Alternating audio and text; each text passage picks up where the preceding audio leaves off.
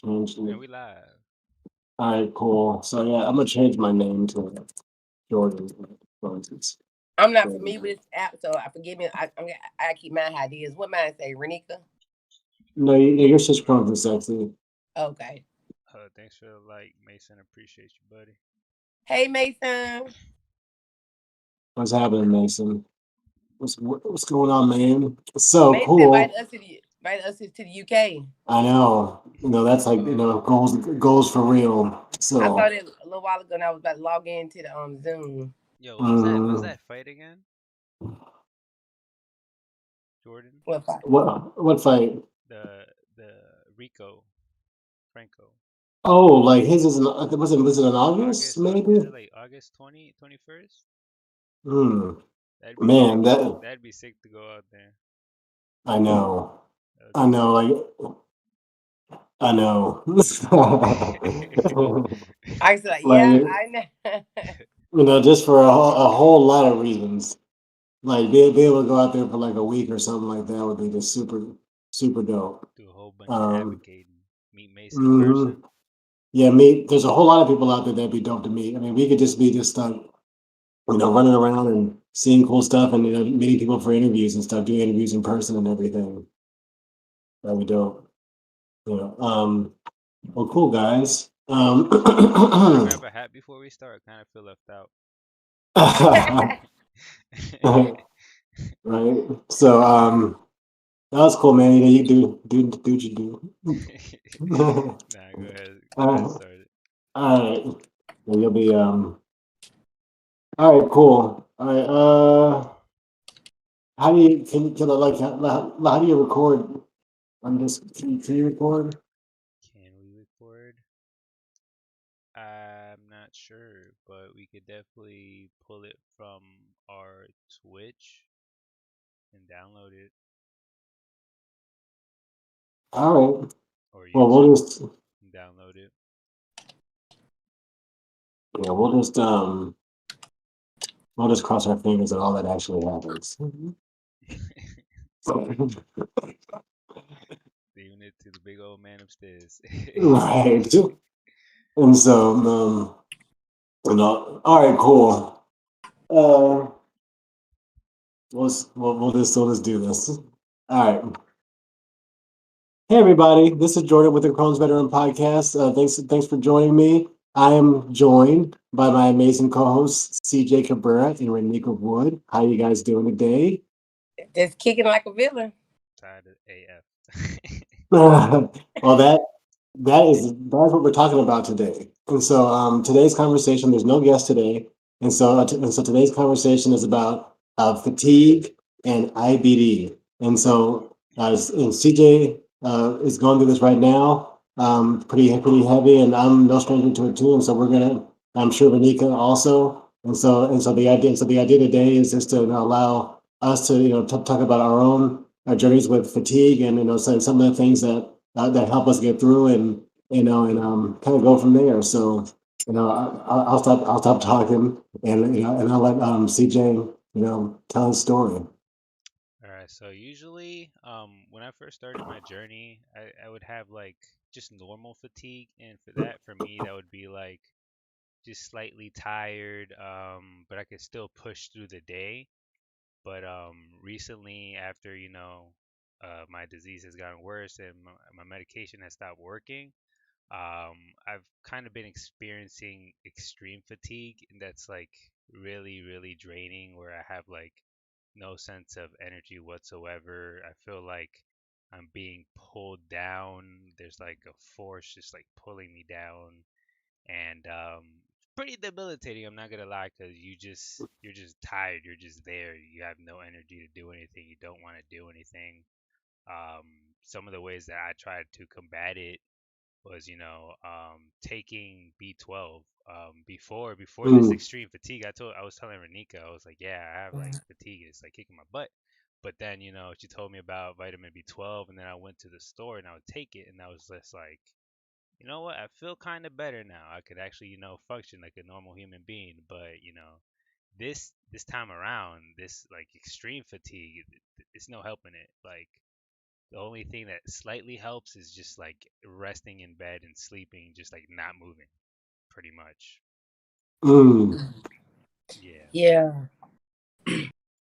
You know, see, this when I said I'm not gonna say I'm sorry you're going through this.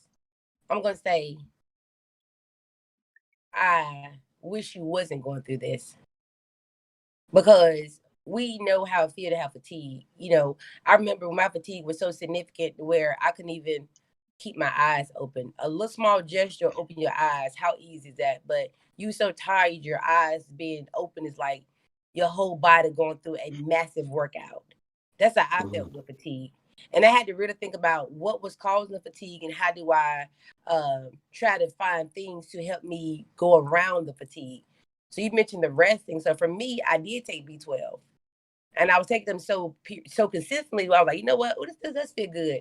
And I started taking them. It worked good for me, and I didn't really realize the fatigue had stopped. I just started accepting the fact that I felt tired every now and again, but it wasn't to the extreme of me having like to rest. Now, when I was going through my flares, what?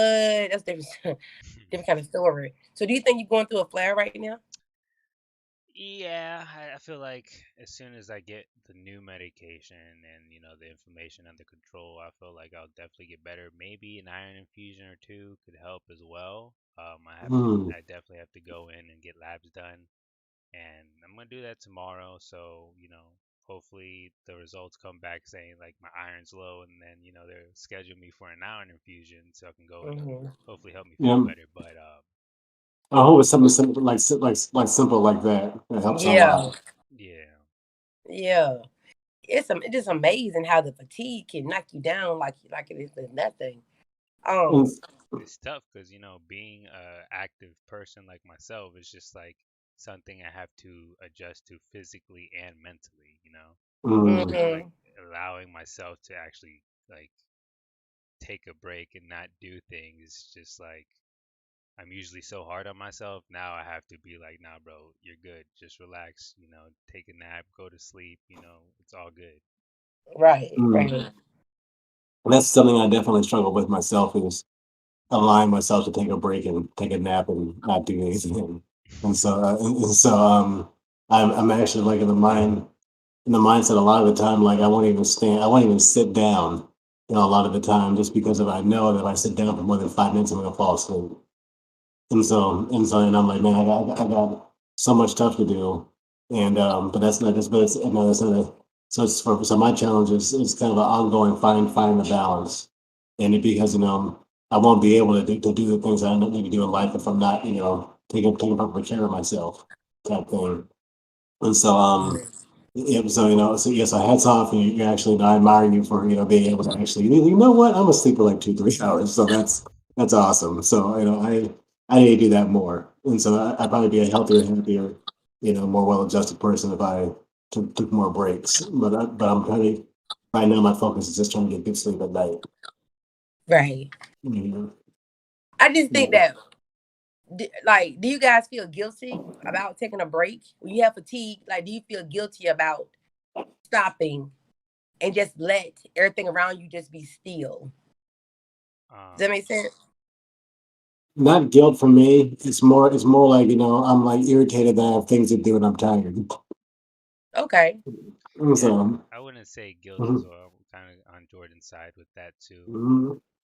Um, Mm. Right. usually like I would just try and power through it before, but like when it's like this debilitating, it's just like you just have to do it. There's no Mhm. pushing through it. Right. Uh, Right. I mean, like after the first surgery, I didn't really have any fatigue problems. It wasn't until the ilium being gone and stuff, and the kind of the chronic problems that I had, and that was kind of constantly fighting.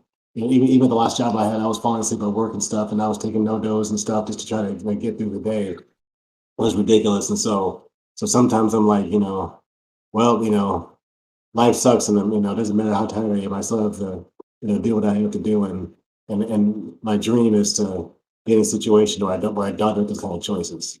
Right. I agree with that Mm, 100%. mm, You know, that's why I asked about the guilt.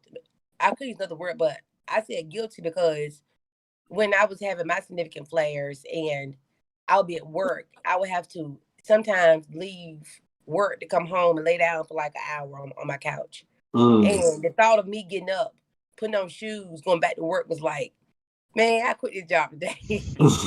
I don't mean that for real, but this how I feel like, man, I quit this job, right? This at 103, I quit this job because the task of my work was so hard. But since I had my ostomy surgery in 2018, I haven't really had any of that fatigue. I can really say I have not had the fatigue. I have not had the flares. I have Yeah. not had any of the challenges that I was, oh my God, that I had before I had my surgery. And that's one thing that I can say that worked for me because my disease is somewhat controlled now. I still take biologics Stelara every 29 days, but still the flares, the pass of the blood, the mucus, the infections, the anemia, which is still present every now and again, all of that stuff kind of set aside once my body was able to get the proper rest, the proper nutrients it needed. I can even eat more foods. I can tolerate more fruits and vegetables than I can that back then. Because back then I could only eat high carb foods, rice and like breads and pastas, because I couldn't eat anything that requires any type of green vegetable or anything that have any type Mm. of fiber in it, because I went to the Hmm. bathroom immediately. Yep. So that's another thing. Not getting proper rest at night. Eventually, this stuff will really take a toll on your body. Yes. And, Yeah. and your mental health, like just constantly chronically being tired and fatigued, usually, because usually when a person's tired, you're cranky, right? Yeah. And so like it's pretty normal, right? But that's like all the time every day. It's like, man, it's like it's not anybody else's fault that that you feel this way. So it's something that you have to check to make sure they can they're not taking out the fact that you don't that you're tired and fatigued like other people. Type thing. So, do you What? guys I- experience Mhm. insomnia with your fatigue? Yes, I Mm. have. Me, not so much. Like it's almost like I'm so tired throughout the day. By the time I actually lay down, I'm almost like just like light switch. And so, Oh, but but I'm also like not a heavy sleeper too. I can still wake up, but I can fall asleep easily. oh, see, I'm the opposite. Even in the last past few months, I've had periods of insomnia that lasted for about a week. Like I would be up at like 4 in the morning. I'm on TikTok. I'm on Instagram. I'm looking at Mhm. apartments. I'm looking at YouTube videos. There Hmm. was no sleep in sight. Get up at 7:30, 8 o'clock in the morning, like, hey, what's up? Let's get it. Was not tired. But then my body would crash. But I haven't had any of the chronic fatigue. But when I back in the day, when I did have a lot of the fatigue, at times I was so tired that I couldn't go to sleep. Mm. Like I felt restless. I felt hopeless. How you be like, please just put this. I just want to go to sleep. I'm Yep. just so tired. You cannot go. You be like, oh my Yeah. God, please let me go to sleep. Like you Me be the other begging to go to day. sleep. Me like I'd be trying to go to sleep at like 3. It'd be like 3 in the morning, and then out of nowhere I'll hear birds chirping. I'm just like, Mm. Yeah. I was like, what? At 3 in the morning? Y'all supposed to be It- sleeping. yeah. It's still Mhm. dark out. But what's good, Victoria? What's good, Miguel? Maling. Hey. Oh, hey, guys. But yeah, that's it's one of those things with insomnia where it's just like you just pray and pray and pray, you fall asleep, and it's just like you kind of need like some extra help, like if it's like Mm-hmm. supplements or for me like supplements weren't even helping me. I tried I don't even got it here, but I have like Melatonin. yeah, extra strength melatonin, and I like pop like three of them, Wow. nothing, not a lick of sleep, Not even tired. crazy tired, and it just like built up pressure in like my head. I'm just like this did not help, it made it worse. But honestly, I feel like cannabis though, since I did get my medical marijuana card, Okay. that's gonna help a lot because the other day I did, I gave up. I was just like, yo, fuck this. Because after like I was up since 10 to like 5 in the morning, I'm just like, after popping like two like extra strength melatonin, I'm just like, I tried meditating, I tried a whole bunch of stuff, and I was just like, nothing is working. Fuck it. I got up, I cleaned one of my bongs, and then I had a pre-roll in there. It's like black tie CBD, and it's like an indica. It's a blueberry blast, and I just like took it apart, put it in the grinder, and just like took like 3 bong rips, and then like 15 minutes later, I went to bed and fell asleep. Huh? Mm. So We, cannabis helps. well, I'm not gonna go on my other side of my other professional brain. Let's keep it. I'm a hole in the road for this conversation right here. But you gotta do whatever works. Never try another day. You gotta do what's best for you. Even with melatonin, I've taken it in the past, and to where at times it did the opposite for me than what it supposed to do. It gave me insomnia Mm. or bad sweats or a nightmare. I was like, oh no, I'm done with it right here. I woke up one night, I was pouring sweat. I said, what Damn. happened? I slept for like 4 hours. In my mind, like it's time to go to work. It probably was like 2:30 in the morning. And I'm up for the rest of the day until it's time to go to work. It was so weird. Wait, you said So like, off of melatonin? You had like night yeah. sweats? Ew. Yeah. For I me, feel it like happened for I feel me. like I had that too, but somewhat with the tea as well. Like my heart would be racing. I'd be like sweating Race, and stuff. I'm just like, yes. what the hell is going Wow. on? Yeah. Yeah. I'm just like, I am tripping. Like, there's like No, no you're not. way. Because I had it so bad about, when was it? About 3 weeks ago. I was in my room. I had melatonin for like last past 4 days. I was going through my little insomnia kick. And it's about 7:30, 8 p.m. I took melatonin. I said, okay, about 10:30 to bed sleep. Took a shower. While I'm in the shower, I got out. I was like, it was hot. I was like, it's hot in here. I said, but this how I always feel, but it was extra hot. Like it was like I'm sweating hot. Okay, cool. So I go, I get dressed, and then my heart was like boom, boom, boom, boom, boom, boom, boom, boom, boom, boom, boom, boom, boom. I was like, what? I had my Mm. phone on 911. I had it on the call. I was about to push that button so fast, I have a heart attack. I was about to die. I'm about to die by myself. But I calmed my nerves. I drank some water, and I said, Renika, calm down. You good? So I got up, it happened again. I said, okay, what's really good? I got up again, laid down. I went to sleep for like 4 hours. Got up, I was pouring sweat. It was so bad. I said, after that, I haven't taken any since then. So no shade anybody who take melatonin, but just for me, I just can't take it because it gives me the opposite reaction it was supposed to give me. Yeah, I can't take it Wow. either.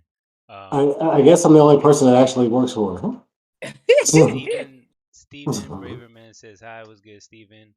Hey, Hey, what's good? Steven. What's good, Steven? Victoria said one of the nurses I had. Oh wait, she'll see you warned me about melatonin side effects. I declined taking it, and then yeah, that's what she said. A So, nurse at so OHSU just here the other day warned me about the melatonin and I declined taking it.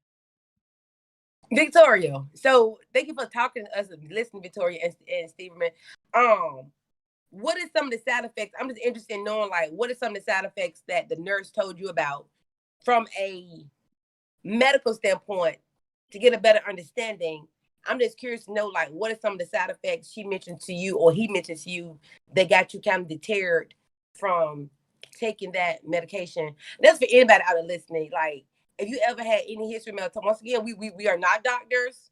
We're only talking about our own personal experiences, about how we feel. But we want to know, like, what are your experiences with taking these natural remedies like melatonin and whatnot, and how have they helped you or caused you type of long term challenge? Because it's not good for me. I can't take Benadryl, but I ain't taking melatonin. Benadryl had me like Mm. walk around like a. I'd be hype off Benadryl. I'd be hype. For real? Like I'd have had me a good old I don't know, but I leave it to the thoughts. But yeah, it's not good for me either. I'm not a pill popper, put it like that. I'm not big on medication, so I'm like, I'm pretty tolerant to all that stuff. I can take, all kind of medications and stuff, and people, will have all these weird side effects that happen to them or whatever. Like, I'm I straight feel like every time. it depends Mm. on like how your body is at Yeah, the everybody time. built. Yeah, Yeah. it's not a good thing. Like like but like when I was like sick, I remember like they're just like the pain medications, like like Vicodins and stuff like that, wouldn't even touch what I was going through. And so like it was like it was ridiculous. It was ridiculous. And then also staying on the fatigue topic. When CJ was talking, I was like, did I almost fall asleep? So I'm tired too, man. Like so like we all just go through it. It's funny. Victoria says So, she was out of it too on the drugs to remember. mm, So she just knows that she declined it. mm, Okay. It's funny because when I was in the hospital, not this time, but in 2019, my nurse kept pumping me with 10 milligrams of melatonin. I'm like, what is the lady give me? You know how I think she want to keep me asleep so she can not come to my room because I want some more of them the 100-gram cookies. And I got on her nerves. I want that like every 2 hours. I just got on her nerves. I don't give a 4 in the morning, 3. I want some 100-gram cookies. I'm hungry, girl. These I doctors want out them here now. trying to do their I want them job. look, not right now. I want them rent now. Exactly. But then I said, okay, I'm gonna Mm, go home. I'm gonna do some more melatonin. Was not the same melatonin I had. I was like, no, this can't be. I tried again, of course, different brands, but it wasn't for me. But think about the word tolerable and tolerance, Jordan. People metabolizes things in their bodies differently than everybody else's do. definitely, So definitely.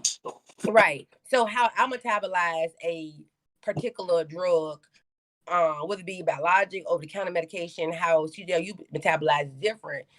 There are so many factors that go into the metabolization of drugs or over the counter prescription medication. That's why they said take it only as prescribed and as the doctor prescribed it for you. Hmm. So I look at that, but this fatigue thing is really to the point to where I know for me initially when I had my Crohn's at first, my blood was down to I want to say a 6.5. And she said, Mm. how are you walking? I said, Oh was that low? no. She said, is it low? She said, a 13 is what average. You at a 6.5? And they had referred me to an oncologist. I said, why am I going to an oncologist again? Because your blood is so low, you get infusions. I said, what kind of infusions? So they put me on iron pills. That caused me to be severely constipated. I was like, can't do this. And then eventually my blood started to increase and my insomnia, because I was anemic. So the Mm. anemia kind of went away, but it still stayed dormant. So I still averaged about like a 10.5 to 11. So I'm always cold, or then the tiredness come from the anemia. So, and CJ, I asked about your personal things because if you are, in a flare and having chronic diarrhea, that can also cause you to become anemic and Hmm. cause you to become severely fatigued as well. That's why I mentioned that beforehand about where you going through experience like a flare right now. Yeah, I probably am having that part of the side effect for the insomnia and the fatigue. Mm-hmm. But you know, labs tomorrow. Hopefully they come back with some answers, and I could probably get some relief. I'm glad you get labs done. Everybody out there listening, I'm not a doctor, but I recommend everybody get labs at least 3 to 6 months, especially if you're on biologics. My Mm. doctor at times forget to get my labs. I have to call them and say, well, I haven't had labs in the last past 6 months. And I go to LabCorp and I get my labs because sometimes our bodies do reject our medications and we're taking them for no reason because you're not really Right. Make sure absorbing you them. make sure you fight for them too, cause like I was in the ER. I went to the ER to get a throat culture done, and I was supposed to get labs done. But then, one of the doctor comes in and he's like, "Well, your labs from November look good." I'm like, "Bitch, motherfucker, we're in we're in April. What Mm. the fuck you talking about?" You know how but much I change was in I five was months, sir? yeah, but I was just so tired, and it was like 8 or 9, and I've been there since like 7, and I'm just like I don't care at this point. I just want my results. I'm just trying to leave. But Right. that's the kind of thing. Like these doctors don't care. You have to actually like fight these doctors to get the test that you want to get done. They always Mm. say doctors work for you. You know, I could not. I might get a T-shirt made said nobody can tell you how you feel, Hmm. cause I don't care what doctor tell you. Doctor, I need some lab work done. I'm paying for it, not you. You're not even drawing the blood, sir. You need to say I'm Right. going to study and get my lab work done. Exactly. You're not drawing the blood, sir. I'm like, sir, you get my blood work. But my doctor is awesome about giving me blood work and stuff, so I'm good about that. But some doctors do not even think about your overall care. Not because they don't think about it, it's the fact they have some of the clients, I think, and stuff fall through the cracks. So shoot, if you don't call me about it, guess what? I ain't call you about it. That's how I look at it. But the fatigue thing is very something serious because it can really dampen your whole emotional dwelling, and this can be very, very, very uncomfortable. So, so what are the things, that you guys do to try to, if anything, to try to prevent or combat, issues with fatigue? Well, for me, You were saying that you're kind of fatigue free, so we're all envious and jealous of you now. So. no, I ain't gonna say fatigue free. Mhm. I'm gonna say it's so minimum to where It's when I had it at absolutely maximum. fine. You said what? That's messing with you. No, I still get fatigue now, but it's just so minimum to where it used to be. It's kind of like, well, I can deal with this versus what I Yeah. had. But Hmm. for me, with my fatigue, I don't even know when it's gonna come on. So I don't know how to prevent it. But when it do happens, I've learned it's okay to be okay with not being okay at this moment. That's something that I had when I said felt Hmm. guilty. I felt guilty about not being okay. I feel I had to still, hey y'all, good morning, put a face on because I felt like I was not, how I put this word, present. I wasn't presenting myself as I normally did. But I learned it's okay to be okay with not being okay. And I've mastered that. So if I'm tired, y'all have a good day. I'm good. I'm in the bed, watch TV, doing nothing. Yep. I ain't washing no dishes. I ain't cleaning no washing some clothes up. I'm in the house chilling. So I admire you both for being able to, that's something that I need to do more of, like force myself to just kind of lay down type thing. Because I do. I'm not saying I don't, but it's usually like, it'll be like, at 10 or 11 o'clock at night where I'm like, okay, now I can have a few minutes, and I got to do better than that, And so it's a process. So, You got to because your mm. body will listen. Oh, If it you happens, don't yeah. Because eat, like I said, I'll like, okay, let me just watch a show, and then my head will just cock back and fall asleep. Fall asleep. yeah. Think about a car. You put a full tank of gas in your car, right? You keep driving it. You just Hmm. driving it. You ain't stopping no stop sign. You just driving. You just on go flow mode. You just keep going. When the gas run out, that gas gonna stop. Not because you want to stop, because that gas want to stop. Your body's the same way. Your body's like a car. Your arms are the front tires, the feet are the bottom tires, the motor is your heart, your whole system inside. You got to make sure that your body is functioning and know when to stop to get a rest. Because if not, when you force to stop, your body's going to respond differently than you do it on your own because now it's out of your control. So I learned to listen to my body when need be. I don't care who get mad about it because it's all about me at the moment. I'm not gonna be mean, but I have to make sure that I'm good for myself at that time. That's Right. how I look at it. Yeah. So Victoria said, especially everyone who has Crohn's and colitis, not just those on biologics. My labs are super important to me. Then Lola Sharp says, Amen, preach it. Thank you for sharing. I appreciate the like. Thank you. Also, Thanks. Victoria said, I'm so sorry. My doctors do any tests I asked for and are glad I thought of it. And Lola Sharp said, you have to be your biggest advocate. I agree 100%. I Mhm. agree. Yep, you're right, Lola. You gotta Cool. advocate for yourself because sometimes we the doctors in situations like that. What's going on, Mm. Mr. Papero? Oh, my head hurt. You have a headache? Okay. You like, well, Dad, I gave myself a diagnosis. And it's funny because Mm. sometimes we give ourselves, like, I knew when I had a flare. I knew when I had anemia. I knew when I had a fistula, when I had a fissure. Like you know these things. You go in there with information I already given your doctor, but it's ain't token when they don't hear you or listen to you, it's like, what's going on? So I don't stop until I get what I need to get done because at the end of the day, it's my body. So I look at it. I find a doctor one. Yeah. I'm starting to, I've always been a fighter, especially with my doctors, but I'm starting more to, put the pressure on them and just like it's go time. Like I'm not about to just sit around and let y'all, pass me around like a blunt. I'm not a fucking I'm not a joint or a blunt, all I'm not a joint. I'm not a joint. Mm. Okay, I need these things done and I need them done as soon as possible. So stop playing with me. Yeah. Right. I'm not the one, two, Yeah, or three. that's right. I love it.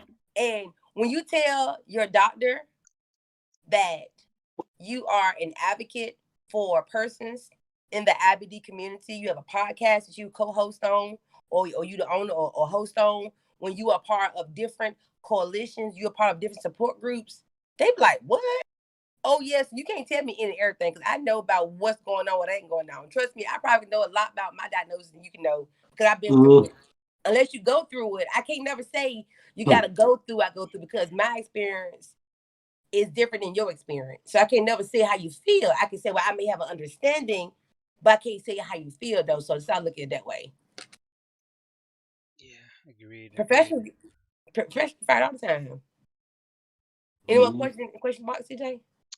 Victoria said my pain care specialists are a different story. They have their own agenda and they don't care. Yeah, a lot of doctors, especially with pain medication, they tend to Yeah. ignore their I their I had a patients and very stuff like that. I had a very negative I had a very negative experience with pain management and like a lot when I was like going through my surgery and stuff and just kind of like the months I was in the months leading up to that surgery because I was in really really really bad shape and for just months on end like I was sitting on Vicodins and Percocets and all that stuff with like Tic Tacs and it just didn't do anything and so to try to convince somebody that you're in that kind of pain and being a black dude or whatever it's just like it's very difficult to try to get anybody to actually listen to what you have to say I feel like sometimes actually you just gotta OD. Sometimes you just gotta, throw a chair or mm, something. I'm it's in it's pain. it's and so Do you believe me and so now? right flipping tables and stuff so but Let me put. Yeah, I got a statement about that. Y'all go ahead, Jordan. I got a statement about that. but it was my own experience was it was just very difficult. Pain is invisible unless your arm has been blown off or something like that. It's very it's you can't really see pain, especially stomach pain and stuff. And so someone saying I need these really potent like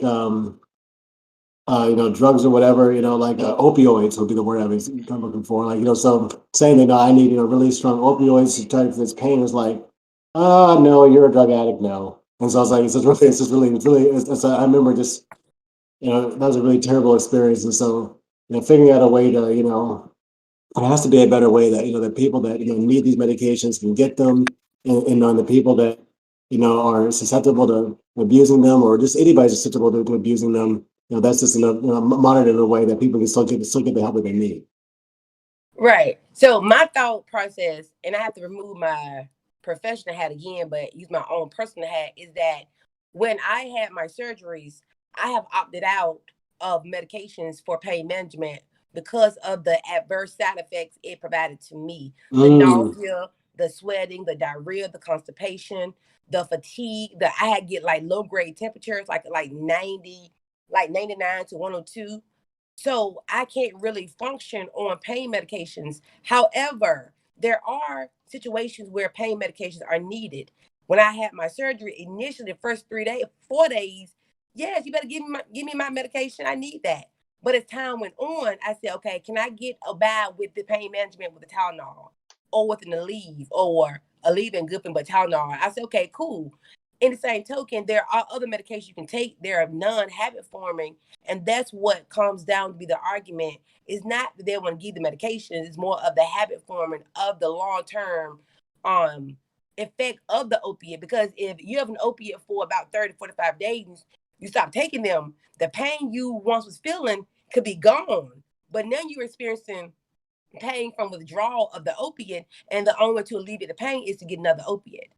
And doctors now are so afraid of license, malpractice challenges, all that stuff. But I do think medication management is important when you're going through specific challenges that requires it. But think about the long-term effect of it too.